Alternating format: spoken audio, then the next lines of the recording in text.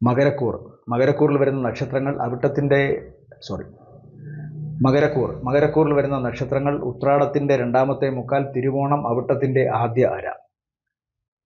പൊതുവേ അല്പം മോശമാണ് ഇവരുടെ അവസ്ഥ. കൊല്ലവർഷത്തിന് തുടങ്ങുന്നതിന് മുമ്പ് തന്നെ അല്പം മോശാവസ്ഥ ഇവർക്കുണ്ട്.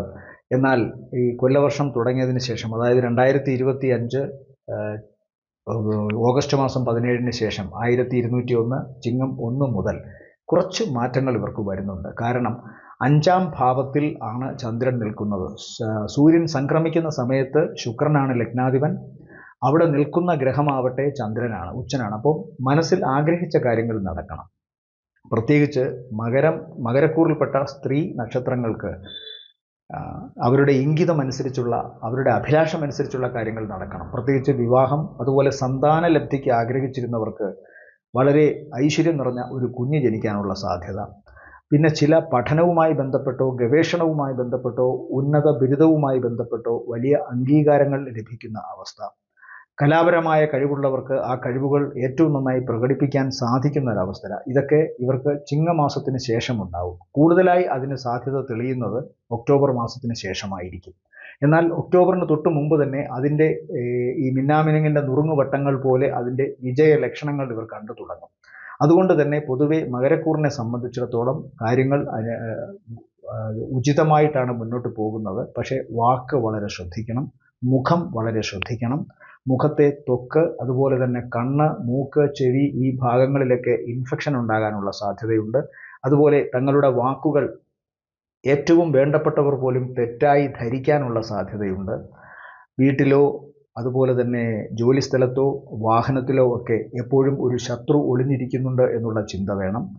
അത് ചിലപ്പോൾ വിഷജന്യമായ ജീവികളുടെ രൂപത്തിലാവാം, ചിലപ്പോൾ വിഷം വമിക്കുന്ന വാക്കുകൾ പുറത്തുവിടുന്ന സുഹൃത്തുക്കളിൽ നിന്നാവാം, അല്ലെങ്കിൽ ഒളിഞ്ഞിരുന്നു കൊണ്ട് വിമർശനങ്ങൾ ചെയ്യുന്ന ഏറ്റവും അടുത്ത സുഹൃത്ത് എന്ന് നടിക്കുന്നവരിൽ നിന്നാകാം.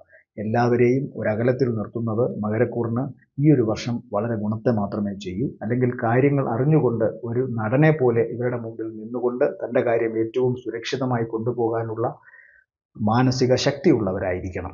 സ്വാഭാവികമായും അത്തരം അവസ്ഥകളിലൂടെ കടന്നു പോകേണ്ടി വരും. ഈ വ്യക്തികൾ കള്ളം പറഞ്ഞുവെന്നും, ഈ മകരക്കൂറിൽപ്പെട്ട നക്ഷത്രക്കാർ കള്ളം പറഞ്ഞുവെന്നും കളങ്കിതമായ കർമ്മങ്ങൾ ചെയ്തുവെന്നുമൊക്കെ ആരോപണങ്ങൾ ഉണ്ടാകാം. വീട്ടിലുണ്ടാകാം, ജോലിസ്ഥലത്തുണ്ടാവാം. അതുകൊണ്ട് വളരെ ശ്രദ്ധിക്കണം. തങ്ങുന്നിടമെല്ലാം ചിന്തിച്ചിടണം എന്ന വസ്തു വെച്ച് എവിടെ തങ്ങുന്നു അവിടെയൊക്കെ ഇത് വരാൻ സാധ്യതയുണ്ട്. പിന്നെ മറ്റൊരു പ്രധാനപ്പെട്ട വിശേഷം, അന്യഭാഷയിലുള്ള ഇവരുടെ കഴിവ് ഏറ്റവും കൂടുതൽ പ്രകടിപ്പിക്കാനും അതിൽ നിന്ന് വരുമാനം കിട്ടാനും അതിൽ അംഗീകാരം ഉണ്ടാവാനും സാധ്യതയുള്ള ഒരു വർഷം കൂടിയാണിത്. നവംബർ മാസത്തിന് ശേഷം 2026 ഏപ്രിൽ 28-നുള്ളിൽ ഇതുമായി ബന്ധപ്പെട്ട് എന്തെങ്കിലും അംഗീകാരമോ ധനപരമായ നേട്ടമോ ഉണ്ടാകാം. കലാപരമായിട്ട് നേട്ടമുള്ളവർക്ക് അല്ലെങ്കിൽ കഴിവുള്ളവർക്ക് അത് വിറ്റ് കാശുണ്ടാക്കാൻ സാധിക്കും. പുതിയ സംരംഭങ്ങൾ അതിൽ തുടങ്ങാൻ സാധിക്കും.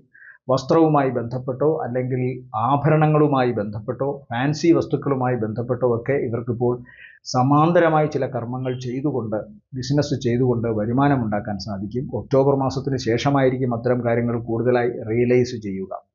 പ്രധാനമായും ഇവർ ശ്രദ്ധിക്കേണ്ട ആരോഗ്യ പ്രശ്നങ്ങളാണ് ഇനി പറയുന്നത്. അത് ഏറ്റവും പ്രധാനമായി ശ്രദ്ധിക്കേണ്ടത് ഫെബ്രുവരി മാസത്തിന് ശേഷം ഏപ്രിൽ മാസത്തിനുള്ളിൽ ഇവർക്ക് സ്വന്തം ശരീരത്തിൽ എന്തെങ്കിലും മുറിവുണ്ടാകാനോ, ചിലപ്പോൾ വളരെ പെട്ടെന്ന് ദേഷ്യത്തോടുകൂടി തങ്ങളുടെ തന്നെ ശരീരത്തിൽ എന്തെങ്കിലുമൊക്കെ ഹിതമല്ലാത്ത കാര്യങ്ങൾ ചെയ്യുവാനോ ഒക്കെ ശ്രമിക്കും. ദുർബല മനസ്സുള്ള സ്ത്രീകൾ ഈ നക്ഷത്രക്കാരാണെങ്കിൽ ഈ കാലഘട്ടത്തിൽ വളരെ ശ്രദ്ധിക്കുക.